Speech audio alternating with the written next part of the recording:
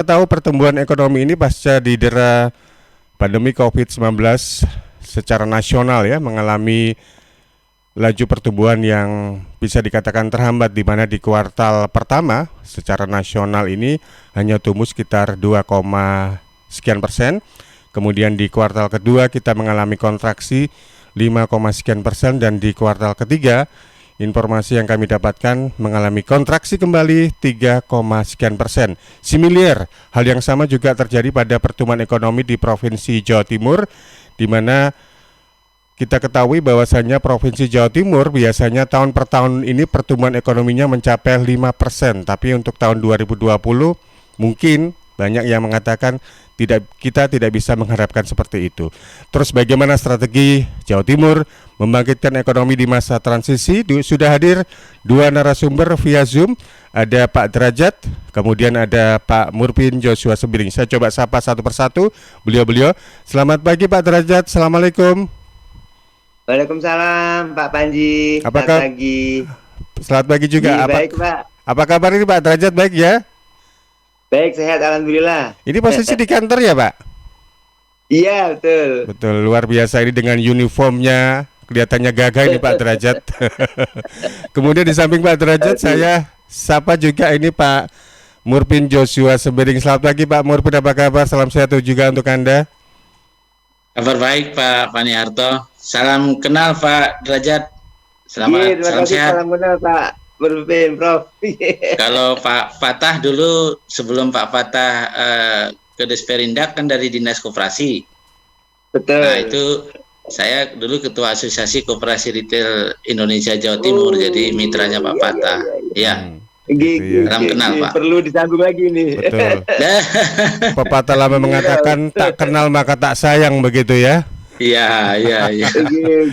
Baik, kalau begitu saya mulai dengan ke Pak Kades Perindak Jawa Timur dulu, Pak Derajat. Pak Derajat, di kuartal pertama laju pertumbuhan ekonomi Jawa Timur tidak signifikan, kemudian di kuartal kedua kontraksi, kemudian di kuartal ketiga juga kontraksi, kemudian di kuartal keempat, Pak, Anda optimis ini akan positif atau justru kontraksi kembali nih, Pak Derajat? Terima kasih Pak Panji Harto dan juga Prof.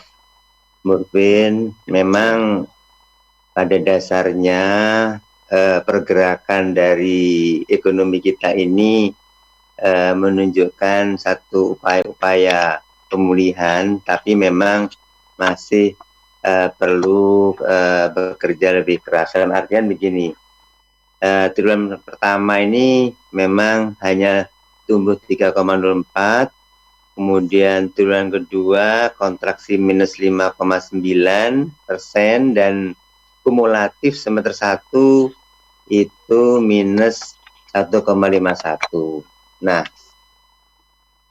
ternyata memang sektor yang paling banyak mempengaruhi pertumbuhan ekonomi kita ini ditopang oleh sektor industri. Itu 30,41%, kemudian perdagangan 17,87%, dan pertanian 12,33%. Dalam perjalanannya memang sektor industri yang punya proporsi 30,41% ini ada kontraksi minus 1,02%. Padahal itu salah satu sektor yang penopang yang proporsinya cukup besar. Kemudian perdagangan 17,87% ini ternyata kontraksinya minus 4,9. Nah, ini mengindikasikan memang tidak bisa berdiri sendiri. Ada beberapa sektor mulai dari mitra dagang kita di antar pulau maupun mitra dagang kita yang ada di antar negara. Nah, untuk itu maka dilakukan satu upaya-upaya supaya bisa ada peningkatan pada waktu-waktu berikutnya. Tapi memang pertumbuhan kita ini dari sisi ekspornya ini juga mengalami penurunan. Jadi pertumbuhan ekonomi ini kan dibangun dari investasi, belanja konsumsi, belanja pemerintah, ekspor dan impor. Ternyata ekspor kita, terutama non-migas, ini masih turun atau negatif 5,16% periode untuk bulan Januari sampai September. Padahal dia termasuk parameter pembentuk pertumbuhan ekonomi kita. Demikian juga impor. Impor juga menurun 11,32%. Ini juga salah satu parameter pembentuk pertumbuhan ekonomi. Karena sesungguhnya memang ada barang-barang kita yang terpaksa harus impor karena belum ada atau mungkin terbatas di dalam negeri. Sehingga kalau berbicara bagaimana triwulan keempat dan seterusnya, maka ini juga harus lihat dari variabel-variabel pembentuknya. Misalnya apa? Misalnya adalah menurunnya kemarin itu diantaranya karena memang konsumsi masyarakat menurun. Kemudian ekspor kita juga menurun yang antar negara. Antar provinsi juga menurun. Yang biasanya itu sekitar 200 triliun lebih, ini kemarin baru mencapai 86 triliun antar pulau. Kemudian daya beli masyarakat juga menurun. Juga ada permintaan eksternal karena adanya pembatasan di negara-negara mitra dagang kita, baik yang di antar negara maupun antar pulau. Nah, itulah kira-kira gambaran-gambarannya dan indikasinya ditunjukkan dengan rendahnya inflasi. Ini juga salah satu tanda-tanda memang daya beli menurun dan bahkan deflasi terjadi pada bulan Maret, April, Juli, dan September. Nilai inflasi kita ini memang turun lebih rendah dibanding tahun 2019. Untuk itu maka kalau ditanyakan bagaimana perkembangannya, tentu perlu program-program penguatan. Yeah. Itu kira-kira Pak Panji beberapa gambaran makro ekonomi industri perdagangan Jawa Timur. Iya, baik. Pak Derajat, kita tahu bahwasanya Provinsi Jawa Timur itu kan ada 3 leading sektor ya, perindustrian, perdagangan, dan juga pertanian. Bagaimana ini nantinya akan bisa mendongkrak pertumbuhan ekonomi Jawa Timur meskipun kita tahu pandemi COVID-19 ini kan juga berlaku secara general di hampir semua negara, di hampir semua kawasan ini, Pak. Apa strategi yang dilakukan oleh pihak-pihak Disperindak dalam hal ini, Pak? Iya. Jadi kalau berbicara industri ini memang berbicara secara keseluruhan. Karena begini, pertama saya mulai dari industri dulu. Memang industri ini di Jawa Timur ini yang jumlahnya 818.000, ini banyak dibangun oleh industri-industri yang sifatnya itu agro. Maka upaya pemulihannya diantaranya potensi-potensi agro menjadi bagian penting. Dari 818.000 industri di Jawa Timur ini, industri besarnya itu sebetulnya sekitar 1.200-an. Industri menengahnya 23.000, industri kecilnya 794.000. Artinya apa? Artinya intervensi pemerintah nanti lebih kepada yang paling banyak populasinya dan mengungkit ekonomi kita, di antaranya industri kecil.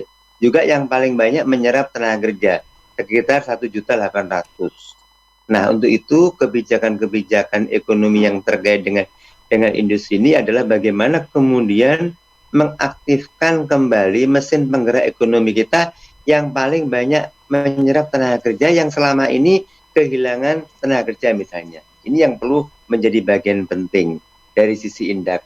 Maka beberapa upaya-upaya yang dilakukan itu diantaranya bagaimana kemudian kita menyelamatkan IKM kita, UKM kita maupun pendukungnya. Misalnya pariwisata, ini ternyata juga banyak membantu pemasaran untuk IKM kita dan UKM kita, termasuk barang-barang pangan dan sebagainya. Ini salah satu strateginya dari sisi industri perdagangan. Kemudian juga ada beberapa penyedia lapangan kerja karena ada beberapa yang dirumahkan.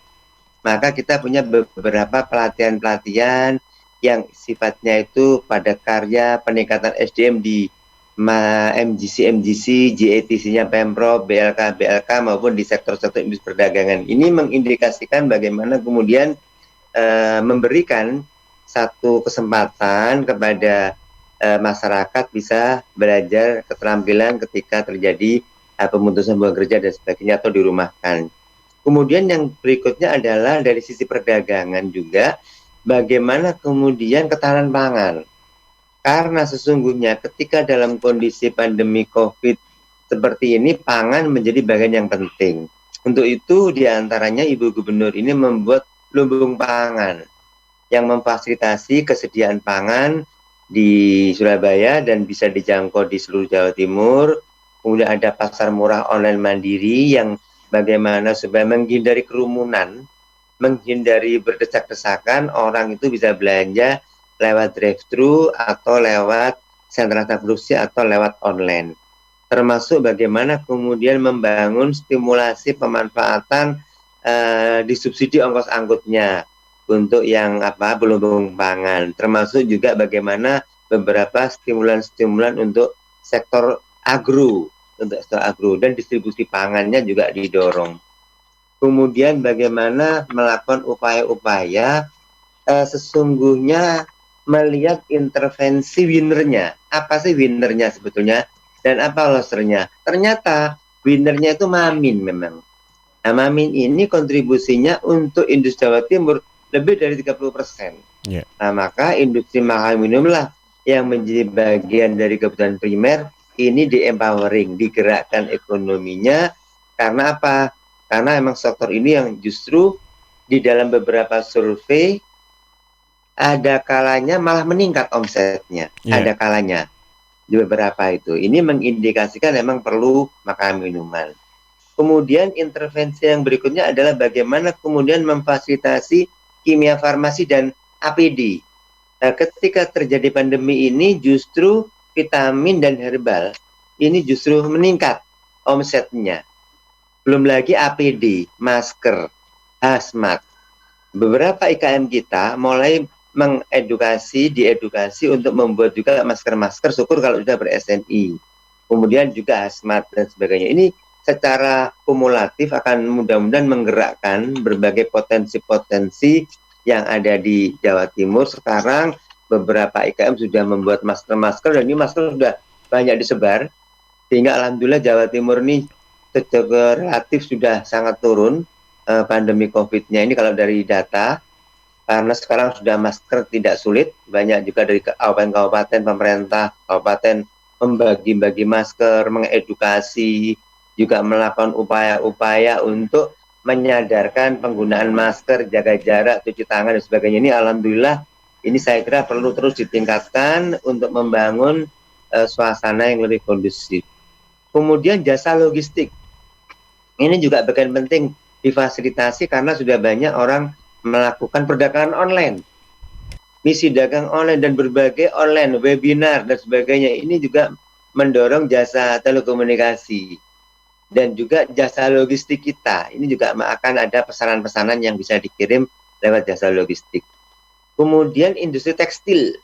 Ini juga menjadi penting karena beramai-ramai orang membuat masker, baik yang spunbond maupun yang meltbond, yang memberikan satu filter pada virus supaya tidak bisa masuk dengan dengan masker medis tadi itu.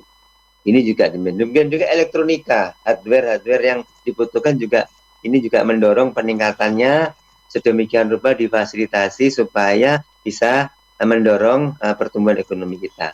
Itu kira-kira beberapa langkah-langkah yang dilakukan baik untuk sektor industri maupun perdagangan, Pak Panji. Baik, Pak Derajat. Ya, sahabat pendengar pemirsa di Jawa Timur, Anda masih bersama di program Dinamika Jawa Timur dengan tema Strategi Jawa Timur Membangkitkan Ekonomi di Masa Transisi.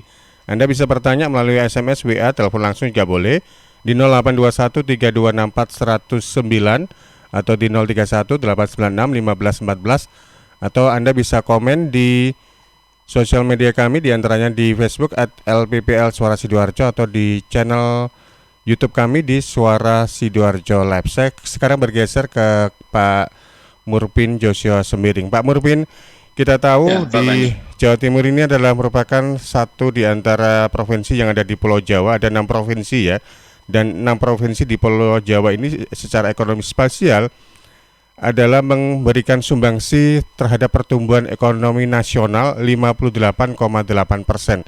Dari apa yang sudah disampaikan oleh Pak Derajat tadi, memang sudah ada beberapa upaya yang dilakukan untuk kita bisa dikatakan dalam tanda kutip istilahnya itu bisa survive, bangkit dari keterpurukan ekonomi. ada tambahan Pak Joshua Murbin, mungkin dari aspek apa yang perlu dimaksimalkan sehingga daya beli masyarakat juga semakin meningkat dan juga istilahnya itu menggerakkan gairah ekonomi kembali nih Pak Murbin. Iya, jadi mungkin saya sedikit membedakan ya antara perdagangan dan industri ya. Kalau perdagangan itu kan cenderung reselling ya, tidak terlalu banyak intervensi teknologi, sehingga multiplier efeknya jauh lebih tinggi kalau itu menjadi industri. Misalnya kayak kalau misalnya nasional dan Jawa Timur kan selalu mengakui kekuatannya ada di UMKM dan IKM gitu ya. Kalau kita ketemu dengan UMKM dan IKM itu mereka merasa belum terlalu diberikan tempat positioning yang penting. Padahal kalau pemerintah kan selalu memberi angka-angka bahwa UMKM, IKM ini penyelamat ekonomi nasional, penyelamat ekonomi daerah. Sehingga menurut saya sekarang ini mungkin di Jawa Timur ini ada Bapak Kepala Dinas, mungkin UMKM dan IKM kita yang ke depan ini yang padat karya ini produknya barang setengah jadi dan lain-lain bisa dilingkan secara masif Pak, diterima oleh industri pabrikan yang modern Pak, padat modal.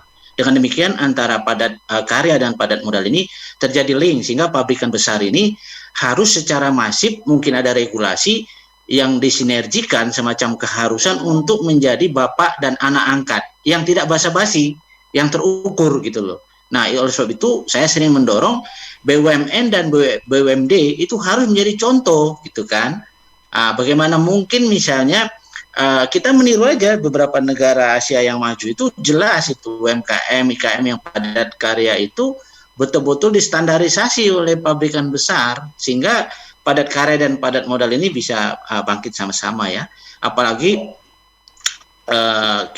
Jawa Timur ini kan punya perdagangan antar daerah ya, ada kira-kira 26 provinsi apa yang menjadi ada kayak atas perdagangan begitu. Itu saya kira tujuan dari Jawa Timur kan untuk koneksitas dan saling ketergantungan dan saling menguntungkan ini antar provinsi ini bagus sekali. Saya dengar kan ada 16 provinsi utama yang logistiknya didominasi pasokannya dari Jatim gitu ya, sehingga misi dagang antar daerah itu menurut saya sangat penting ya, apalagi sekarang ini kan ada dorongan sekalipun pandemi kita harus tetap waspada, tapi ekonomi juga harus bergerak gitu ya. Jadi antara kesehatan dan ekonomi ini juga jangan diragukan. Artinya begini, berikan iklim yang sehat bahwa orang ini berani keluar rumah gitu ya, berani melakukan suatu perjalanan yang menguntungkan dalam bisnis gitu. Jangan selalu ditakut-takuti gitu ya. Juga di Jawa Timur ini kan sering orang katakan perlu mengejut langsung industri pengolahan kopi dan teh, industri loh ya. Saya tidak nyatakan mungkin ini mengarah kepada IKM atau industrinya bukan perdagangannya gitu ya. Industri perhiasan, industri pengolahan ikan, industri alas kaki itu mungkin kuat sekali, dan peternakan dan pertanian. Lagi-lagi saya kok selalu cenderung kalau saya mendengar bahasa ketahanan pangan itu kadang-kadang perlu transparan kepada masyarakat. Misalnya ketahanan pangan itu sebenarnya asal usulnya dari mana sih? Beras dan sebagainya yang di bulog-bulog itu apakah itu impor atau produk domestik? Nah, yang perlu sebenarnya secara masif kedaulatan pangannya ini. Oleh itu makanya bagaimana sektor pertanian ini digarap dengan mekanisasi yang baik, libatkan berbagai industri dan perguruan tinggi yang melakukan riset-riset juga untuk meningkatkan peternakan dan pertanian kita di Jawa Timur ini. Lalu juga saya lihat kalau data-data di Biro Pusat Statistik kan triwulan ketiga aja tahun 2019 yang lalu itu PDRB kita besar sekali, hampir 1,7 triliun ya. Dan tadi betul yang tadi Kepala Dinas mengatakan sektor industri itu kontribusinya hampir 30,02% ya, perdagangan kontribusinya 18,57% gitu kan. Jadi pertanian yang masih rendah sekali 12,19%. Padahal Jawa Timur ini terkenal dengan sektor pertanian yang kuat. Dan jangan lupa juga infrastruktur di Jawa Timur ini sudah terkoneksi loh ya. Jadi cita-citanya kan Teluk Lamong, ada yang di Banyuwangi, itu kan semua pelabuhan peti kemas itu kan sudah mulai digarap dengan baik. Saya kira itu mungkin Pak Pani, itu dulu. Baik, Pak Murwin dan juga Pak Derajat, kita jeda dulu ya, nanti kita akan kembali sambil juga saya akan menyampaikan beberapa pertanyaan yang sudah disampaikan oleh sahabat pendengar pemirsa di 0821 3264 109. Baik sahabat pendengar pemirsa Jawa Timur, kita masih bersama di program Dinamika Jawa Timur dengan tema kita Strategi Jawa Timur Membangkitkan Ekonomi di Masa Transisi bersama dengan Dr. Insinyur Derajat Irawan SEMT. Beliau adalah Kepala Dinas Perindustrian dan Perdagangan di Disperindak Provinsi Jawa Timur. Dan juga ada Dr. Murpin Joshua Sembiring SEMSI. Beliau adalah pengamat ekonomi yang juga adalah Rektor Universitas Macung Malang. Kami akan kembali sesudah beberapa pesan berikut ini. Suara Sidoarjo, Lembaga Penyiaran Publik Lokal Pemerintah Kabupaten Sidoarjo. Halo, Assalamualaikum warahmatullahi wabarakatuh. Saya Denny Caknan menghimbau untuk seluruh masyarakat Jawa Timur agar tidak tertular oleh COVID-19, maka kita harus menaati protokol kesehatan yang berlaku. Khususnya memakai masker, jika berpergian menjaga jarak minimal 1 meter, dan tentunya harus didukung dengan olahraga. Jatim bermasker, Jatim sehat.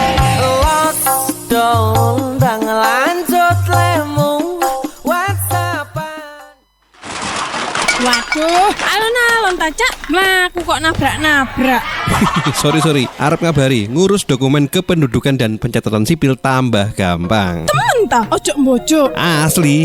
Semua produk layanan yang dikeluarkan oleh Dispenduk Capil Sidoarjo sudah ada tanda tangan elektronik dan bisa dicek keabsahannya dengan scan barcode. Ada fasilitas jemput bola disabilitas program DILAN, Difabel, ODGJ atau lansia. Jadi untuk lansia atau difabel bisa mengajukan perekaman EKTP ke Dispenduk Capil Sidoarjo melalui kelurahan, desa atau kecamatan. Untuk perekaman KTP elektronik, cetak KK, KTPL dan surat keterangan pindah bisa langsung dilakukan di 18 kecamatan atau langsung ke Dinas Kependudukan dan Pencatatan Sipil Sidoarjo setelah dapat nomor antrian. Untuk memperoleh KIA, cukup melampirkan fotokopi akta kelahiran, KTP dan KK untuk anak usia 5-17 tahun dan melampirkan foto warna ukuran 3x4, dan untuk anak usia 0-5 tahun tidak usah melampirkan foto dan berhak mendapatkan paket layanan akta kelahiran atau KK-nya. Kritik, aduan atau saran langsung ke helpdesk3515@gmail.com atau ke website dispendukcapil.sidoarjokap.go.id atau bisa di Facebook Dinas Kependudukan dan Catatan Sipil Kabupaten Sidoarjo, Instagram Dispenduk Capil Sidoarjo atau Twitter di Dukcapil SDA. Jangan lupa tulis identitas Anda dengan lengkap. Iyo tibanya gak ruwet. Gampang kan? Ya wis, mulya. Lo kok diusir? Ape umbah-umbah, helm tak umbah. Sahabat, dalam rangka menyambut HUT PGRI yang ke-75 Persatuan Guru Republik Indonesia, PGRI mengadakan webinar dengan tema Sinergi Orang Tua dan Guru. Dalam menciptakan suasana merdeka belajar yang ramah anak, webinar dilaksanakan pada hari Sabtu tanggal 28 November 2020 mulai dari jam 9 pagi sampai jam 1 siang. Ada beberapa narasumber yang nanti akan berkontribusi di webinar tersebut. Di antaranya ada Dr. Hudiono MSI, pejabat Bupati Sidoarjo. Lalu ada Asmali Eskom, beliau adalah tim pengembang penilaian Direktorat SMA. Lalu ada Kak Seto atau Dr. Seto Mulyadi PSI MSI, Ketua Umum LPAI Lembaga Perlindungan Anak Indonesia. Juga diadakan lomba Inobel. Inobel ini akronim Inovasi Pembelajaran dan Lomba Pidato. Ada banyak door prize di event webinar ini. Webinar Sinergi Orang Tua dan Guru dalam menciptakan suasana merdeka belajar yang ramah anak, persembahan PGRI Kabupaten Sidoarjo didukung Radio Suara Sidoarjo, Aston Sidoarjo City Hotel and Conference Center, 101 Dermatology and Aesthetic Clinic, Geraha Sakinah Syariah, hunian kos premium dikelola secara syariah di tengah kota Sidoarjo. PT Inet Global sejak tahun 2005 bergerak di bidang ICT, Information and Communication Technology, Internet Service Provider atau ISP, web hosting, dan domain, fiber optic system, dan satelit atau VSAT, memberikan layanan jasa koneksi internet ke seluruh dunia dengan kecepatan tinggi dan harga yang kompetitif.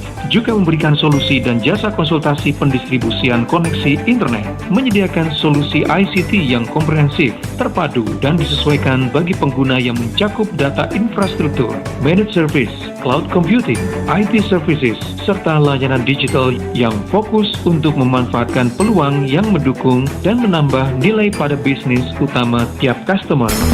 Untuk layanan dan servis Inet, hubungi kantor pusat Jalan Kuningan Barat nomor 8 Jakarta. Telepon 021 299 66900. Kantor Surabaya, Intiland Tower lantai 11, Jalan Panglima Sudirman 101-103 Surabaya.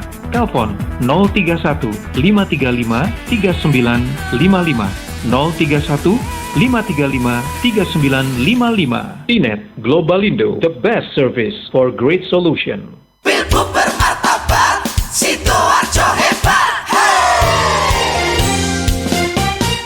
Sidoarjo, yuk podo semangat. Kita sambut pilkada serentak. Ajak sanak saudara memberikan suara untuk masa depan Sidoarjo.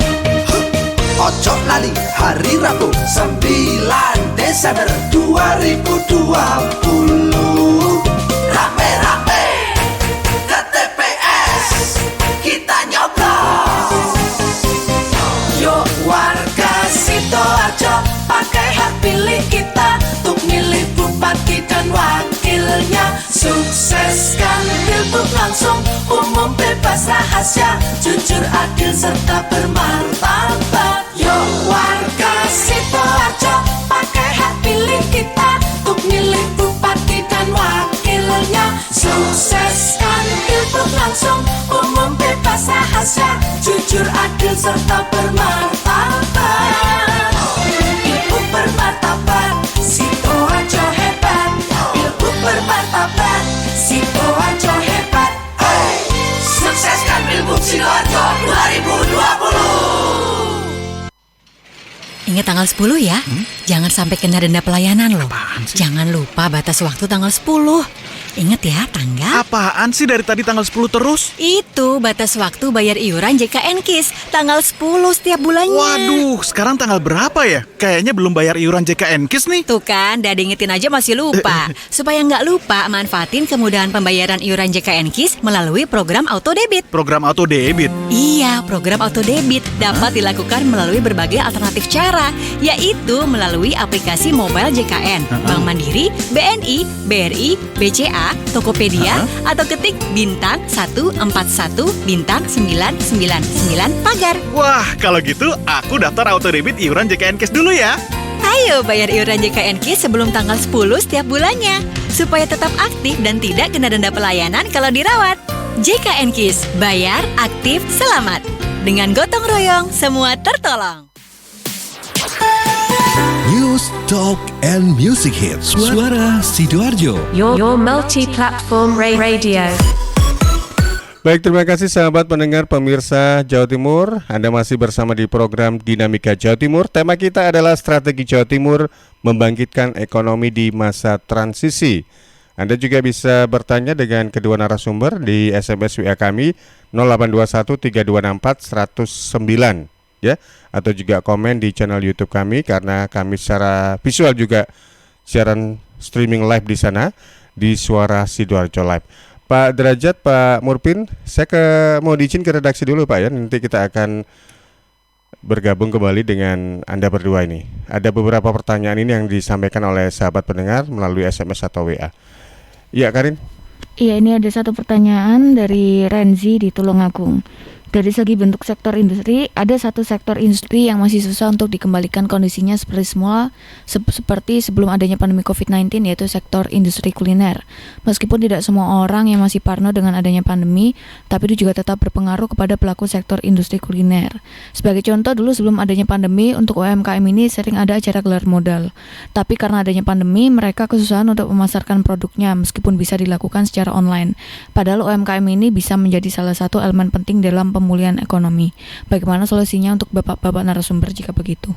Baik, Monggo ke Pak Derajat, kita tahu bahwasanya seperti yang tadi sempat Anda singgung, industri makanan minuman itu memang bisa dikatakan industri yang cukup signifikan pertumbuhannya di masa pandemi ya Pak ya. Tapi di sisi lain ketika dalam kondisi pandemi COVID-19 ini kan ada hal-hal tertentu misalnya jaga jarak dan sebagainya sehingga tidak bisa berinteraksi secara langsung. Dan akhirnya solusinya adalah melalui teknologi online. Tapi kan tidak semua pelaku UKM seperti itu. Barangkali ini juga menyambung pertanyaan dari Mas Rensi di Tulungagung. Monggo Pak Derajat. Terima kasih Pak Panji.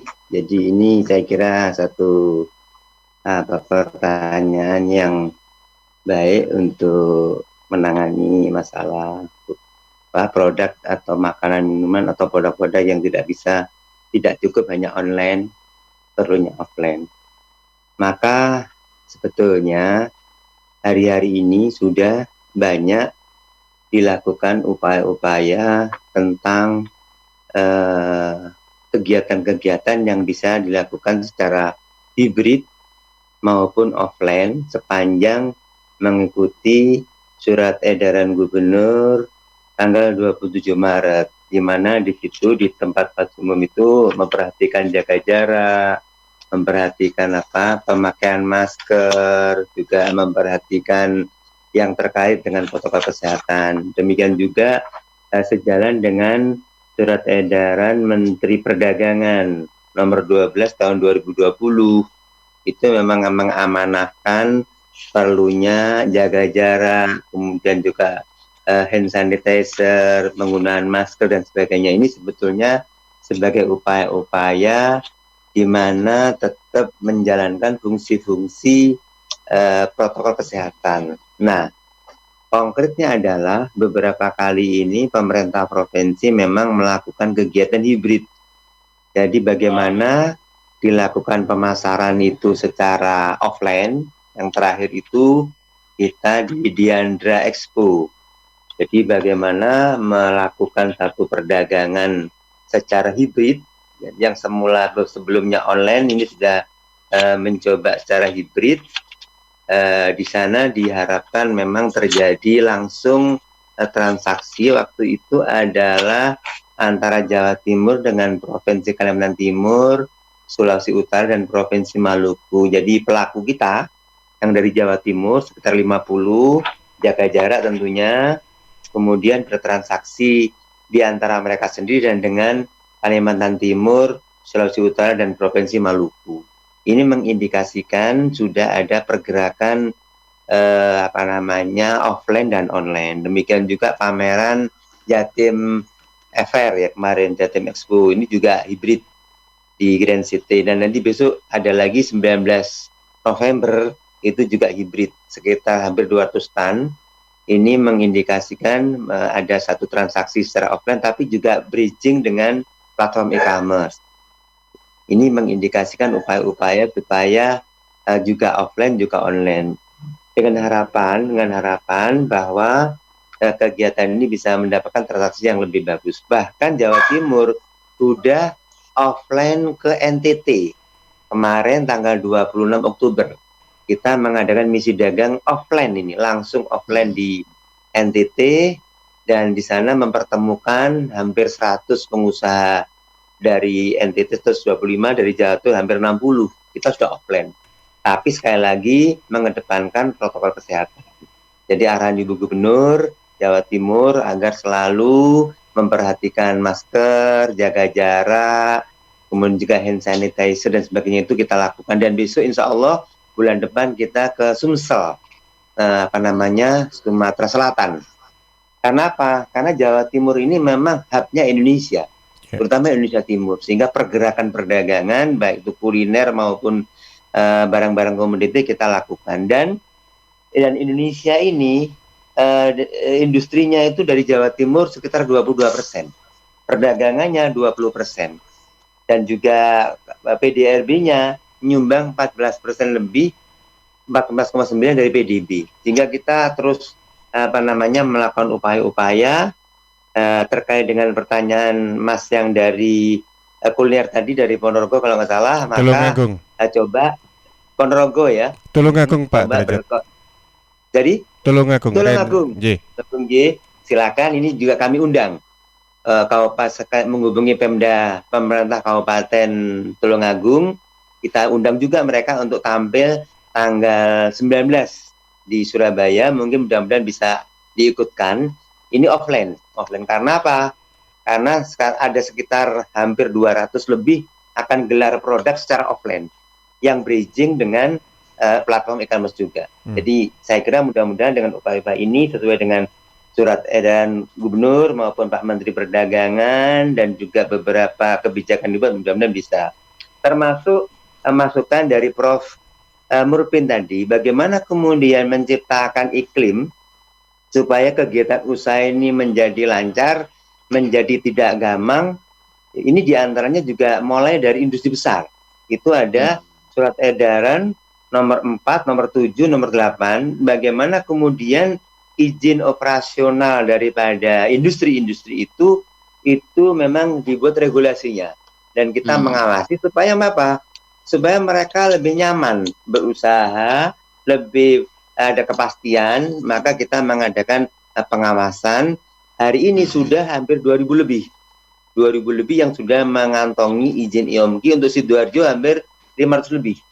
Karena ini mengindikasikan supaya mereka lebih nyaman, termasuk implementasi surat edaran Menteri Perdagangan nomor 12 2020 di mal-mal, di toko-toko modern. Ini juga kita lakukan upaya-upaya bersama kabupaten kota dan juga untuk merespon terhadap pergerakan layanan agar konsumen bisa tertib masuk di mal dan sebagainya.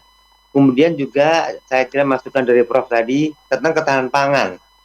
Ketahanan pangan memang betul. Jadi kita ini memang 16 provinsi Indonesia Timur itu pada dasarnya tergantung dari Jawa Timur.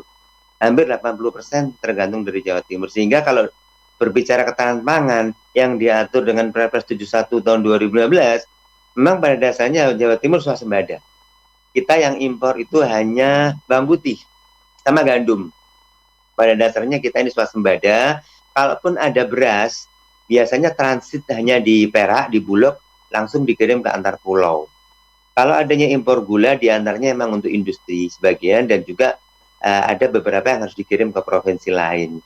Jadi saya kira Jawa Timur masih cukup kuat, dan ini nanti bisa dilihat di aplikasi kita untuk pergerakan harga-harga itu di Siska Perbapu. Indikator harga dengan ketersediaan ini berbanding lurus biasanya.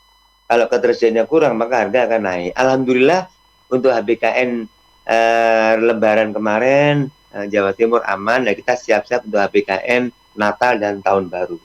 Jadi betul Prof, kedaulatan pangan ini memang menjadi bagian yang sangat penting, terutama ketersediaan bahan pokok, baik di sentra-sentra bawang merah, sentra-sentra beras, sentra-sentra cabai, daging, telur, kemudian juga minyak goreng.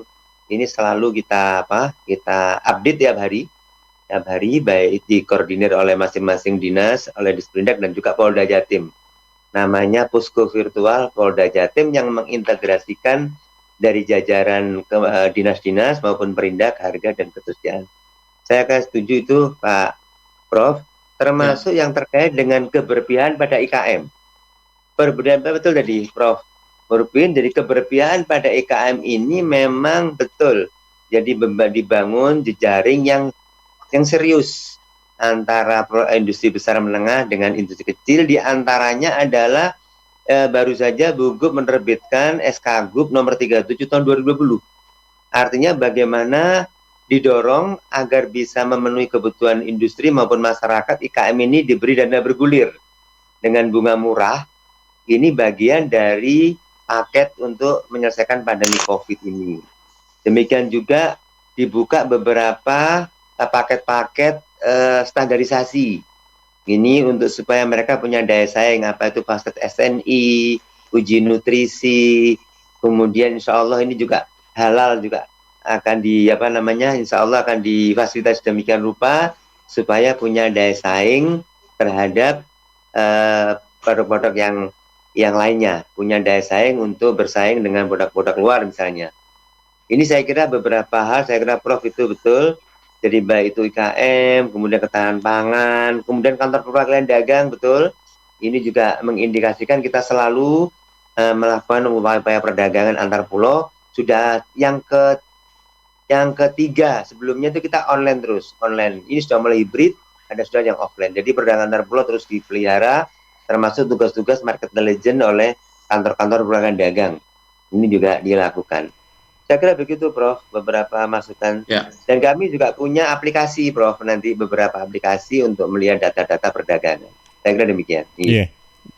Jadi untuk para pelaku Iya. UMKM yang ingin lebih mengembangkan pemasaran dan juga mengembangkan skill atau keterampilannya juga bisa lebih merapat ke pihak Disperindak Kabupaten Kota setempat, begitu ya Pak Derajat ya?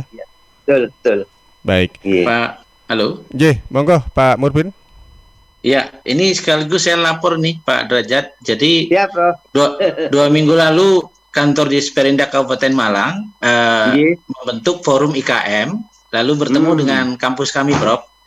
Jadi dengan tokoh-tokoh IKM Kabupaten Malang itu didampingi oleh Disperindak. Di situ memang kita akan bantu untuk uji nutrisinya karena kita punya lab kimia yang tercanggih, Prof, di universitas kami. Lalu juga bagaimana nanti teknologi packagingnya, lalu juga strategi marketingnya dan seterusnya, Prof. Jadi saya kira Kabupaten Malang ini akan concern dan memang saya kira perlu banyak melibatkan perguruan tinggi, Prof. Sehingga Pak Derajat, sehingga nanti bisa teman-teman IKM ini bisa berkembang. Dan mereka memang bilang kalau bintek itu mereka sudah cukup belenger, Prof. Jadi tapi yang lebih nyata misalnya akses ke perbankan ya, lalu juga tentang notis dari BI itu loh, Prof, yang daftar gelap soal akses ke perbankan, lalu juga soal ekspor impor itu juga mereka sangat perlu akses. Kalau pengetahuannya mereka sudah cukup banyak, Prof. Lalu saya pikir begini, saya kenapa concern kepada kedaulatan pangan? Kalau kita lihat bulog-bulog kita, Prof, ya itu musim panen kan harusnya belanjanya banyak ya, Prof, ya. Lalu sistem penggunangannya, kalau beberapa negara kan sudah pakai sinar gamma, Prof, dari teknologi nuklir itu loh, Prof. Jadi bawang putih yang sering reselling ke Indonesia ini itu dari beberapa negara Kanada itu sudah umur 5 tahun, Prof, di gudang itu. Tapi begitu mereka panen raya di sana, lalu dia sales ke Indonesia bawang putih itu loh, Prof. 98% kan impor bawang putih dari China dan India ya, Prof, ya. Walaupun sebenarnya Malang ini dulu terkenal dengan bawang putih itu emas putih, Prof. Tapi ya inilah akibat kebijakan petani kita jadi bingung mau nanam apa gitu. Itu persoalan lain. Lalu juga mungkin lebih mendasar, mungkin kita mulai berani melihat bahwa memang di Jawa Timur ini kan tim pengendali inflasi kita acungi jempol ya, Prof, ya. Pada November 2019 kan inflasi hanya kisaran 2,20%, Prof. Pertumbuhan ekonomi 5,6%. Berarti kan rasio antara inflasi dan pertumbuhan ekonomi sangat signifikan untuk kekuatan ekonomi provinsi ya, Prof, ya, tidak tergerus oleh inflasi gitu kan. Jadi itu suatu apresiasi saya kira, Prof. Dan mungkin juga saya pikir begini, persoalan IKM kita yang mendasar, saya tidak tahu lintas kementerian mana yang harus berpikir itu, bahwa IKM ini sesungguhnya soal SDM-nya, Prof. Mereka banyak sekali family business tapi tidak akan mau dilanjutkan oleh generasi mudanya gitu loh, Prof. Dan IKM kita ini di Jawa Timur situasinya udah tua-tua, Prof, pelakunya itu, Prof. Nah, bagaimana menggarap kelompok milenial ini? Nah, saya dulu sering diskusi dengan teman-teman, dengan Kepala Dinas Tenaga Kerja, Prof, Pak Himawan, dan kemarin yang calon Bupati Tuban ini, Prof. Nah, itu saya diskusi. Beliau sering bilang, Pak Murpin tolong ya bicara SMK kita ini, SMK Jawa Timur ini banyak, Prof.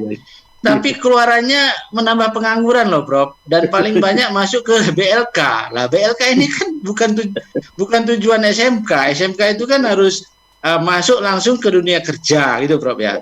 Lalu kita survei, Prof. SMK ini ternyata banyak sekali, 60% itu keluarannya hanya masuk ke sektor perdagangan. Kita inginkan masuk ke sektor industri, Prof. Jadi dia pakai teknologi terapan lalu memproduksi sesuatu, Prof. Baik bahan setengah jadi maupun bahan jadi. Itu yang dilakukan oleh Cina, Korea, dan Taiwan, Prof. SMK-nya itu loh, Prof. Baik. Nah, SMK kita ini apa ya? tidak kompetensi gitu loh, Prof. Nah ini gitu loh Pak Derajat. Jadi saya kira itu persoalan kita yang mendasar. Jadi mungkin supaya kita ini juga semakin leading terus di Jawa Timur ini, maka itu juga menjadi concern kita saya kira. Pak Derajat. Baik Pak Murpin. Saya juga ingin menyampaikan ke Pak Derajat ini. Pak Derajat, untuk IKM atau UMKM itu masih program mana asuh oleh BUMN dan perusahaan-perusahaan gede itu masih relevan sampai sekarang ya Pak ya? Iya, masih ada. Masih ada yang jalan.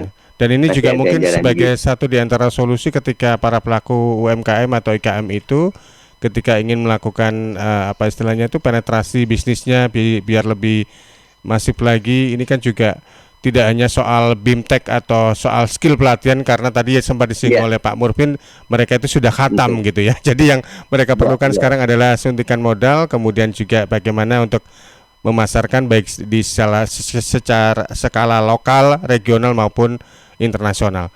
Baik, ini sekaligus juga closing statement dari Pak Derajat karena waktu kita juga terbatas ini. Monggo Pak Derajat. Terima kasih Pak Panji. Jadi intinya saya mengapresiasi beberapa masukan dari pemirsa atau pendengar, juga dari Prof Murpin dan juga Pak Panji. Intinya memang di tengah pergerakan ekonomi yang ada dampak pandemi COVID ini, maka intinya bagaimana kita tetap mempertahankan untuk waspada dan selalu mengedepankan protokol kesehatan. Satu.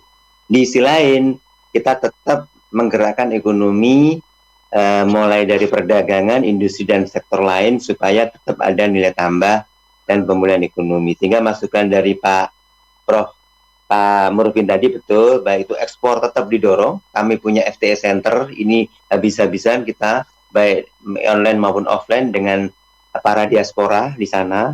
Kemudian bagaimana betul tadi mengedukasi adik-adik dengan program vokasi yang sudah mempertemukan beberapa ratus dan puluh, ini mulai dimasifkan. Kemudian terhadap ini tadi, Ibu Gubernur sudah membuat semacam penunjukan kepada AJGU, betul tadi, tentang perlunya cold storage, kemudian perlunya menyimpan bawang putih dan komoditi yang lain supaya bisa menjadi ketahanan pangan. Dengan kata lain, maka Jawa Timur dengan berbagai strateginya, bagaimana mendorong peningkatan ekonomi di tengah pandemi dengan berbagai regulasi dan kebijakan yang pemberdayaan IKM maupun UKM kita yang berbasis agroindustri. Saya kira demikian. Baik. Terima kasih ini untuk Pak Derajat, Pak Murpin juga terima kasih untuk peluangnya. Sebelum saya akhiri, ini ada juga salam untuk Pak Derajat dan juga Pak Murpin dari Direktur Suara Sidoarjo, katanya salam sehat. Salam kompersa kalau istilahnya dulu. Kompak persahabatan selalu. Pak Aris ya. Pak Aris. Pak Murpin. Sedikit ya. Boleh. Saya sedikit ya. Ada waktu 2 menitan ini Pak Murpin. Ya. Jadi saya kira sama-sama kita dorong BUMN dan BUMD yang ada di Jawa Timur ini, CSR-nya itu untuk recovery pemulihan UMKM dan IKM ya, kita dorong. Lalu juga yang paling penting di Malang juga saya dorong keberpihakan gubernur, bupati dan wali kota harus jelas di perda-perda yang mewajibkan makan minum setiap meeting-meeting di pemerintahan maupun mebel maupun pakaian itu diprioritaskan produk dari UMKM dan IKM. Dan itu jelas itu. Kalau demikian betul-betul keberpihakannya jelas. Dan juga izin usaha toko modern tolong dilihat lagi itu, karena ini dulu pergumulan kita, persoalan kita di situ Pak. Jadi Alfamart, Indomart itu menurut izin usaha toko modern itu mengutamakan barang dari UMKM dan IKM Pak. Dia harus tunjukkan proposal dulu Pak sebelum berdiri. Tapi kan ini menjamur kemana-mana, mematikan UMKM dan IKM kita. Kita sering bersuara lama sekali, mulai dari Pak Patah dan sebagainya. Tapi Banyuwangi oke Pak. Banyuwangi tidak akan memberikan izin retail modern tanpa proposal yang jelas untuk pemberdayaan UMKM sekitar. Itu aja. Terima kasih. Baik. Ya. Ada tambahan sedikit mungkin? 1 menit Pak Derajat. Iya, jadi saya kira betul beberapa masukan dari Prof Murpin. Jadi sudah ada memang kita menginventarisir beberapa BUMN, BUMD yang berikan CS-nya. Terakhir diantaranya PLN di sentra furniture Nganjuk Ngawi ada beberapa IKM yang difasilitasi, demikian juga yang lain. Kemudian yang terkait dengan permodalan dan sebagainya sudah disampaikan untuk regulasi tentang toko modern dan juga bagaimana IKM kita bisa masuk di pengadaan barang pemerintah, apa itu kuliner, apa itu ATK, apa itu makan minum, itu bisa langsung coba masuk di Bejo. Jadi belanja online untuk pengadaan barang di Pemprov Jatim. Ini salah satu upaya supaya apa? Supaya IKM juga berkesempatan mengikuti pengadaan-pengadaan yang ada di pemerintah provinsi dan sebagainya. Saya kira itu sepanjang sesuai standar tentu akan difasilitasi. Saya kira itu Pak. Baik, baik Pak Derajat, Pak Murpin, terima kasih untuk waktunya. Mudah-mudahan dengan ikhtiar yang terus-menerus dilakukan oleh stakeholder, dalam hal ini satu diantaranya oleh pemerintah Provinsi Jawa Timur, satu diantaranya program yang selalu didengungkan oleh Ibu Gubernur dan Wakil Gubernur yaitu Nawabakti Satya, ini juga akhirnya membuat pertumbuhan ekonomi di Jawa Timur khususnya ini juga akan lebih ke arah positif ya di tahun 2021 mendatang. Terima kasih Bapak-bapak, sukses untuk aktivitasnya. Selamat pagi dan juga salam sehat. Salam Pak Kadis. Ya. Salam ya. Baik, demikian tadi sahabat sudah berjumpa dalam program Dinamika Jawa Timur dengan tema kita yaitu pertumbuhan ekonomi dan strategi Jawa Timur di masa transisi ini ya. Dan tadi sudah ada dua narasumber yang sudah hadir via Zoom. Ada Dr. Insinyur Derajat Irawan SEMT, Kepala Dinas Perindustrian dan Perdagangan Provinsi Jawa Timur, dan juga ada Pak Dr. Murpin Joshua Sembiring SEMSI. Beliau adalah pengamat ekonomi dan rektor Universitas Majung Malang. Anda bisa mendengarkan program Dinamika Jawa Timur ini yang hadir setiap hari Senin mulai jam 7 sampai jam 8 pagi di Persada Kabupaten Blitar, Mahardika Kota Blitar, Suara Kota Probolinggo, Suara Ngawi, Suara Pacitan, Suara Sampang, Suara Jombang, Suara Madiun, Praja Angkasa Trenggalek, Ersal Nganjuk, Pradia Suara Tuban, Mahardika Bondowoso, Kanjuruhan Kabupaten Malang, Wika Kabupaten Mojokerto, Ralita Pamekasan, Magetan Indah, RGR Tulungagung, Malowo Pati Bojonegoro, Ramapati Kota Pasuruan, Remaja Klasik Radio Malang, dan tentunya Suara Sidoarjo. Anda juga bisa mengikuti rekamannya dalam diskusi tadi di channel YouTube kami @Suara Sidoarjo Channel. Akhirnya mewakili kerabat yang bertugas, saya Panji menyampaikan terima kasih untuk perhatiannya. Salam sehat dan tetap semangat dalam menjalankan aktivitas. Selamat pagi. Wassalamualaikum warahmatullahi wabarakatuh.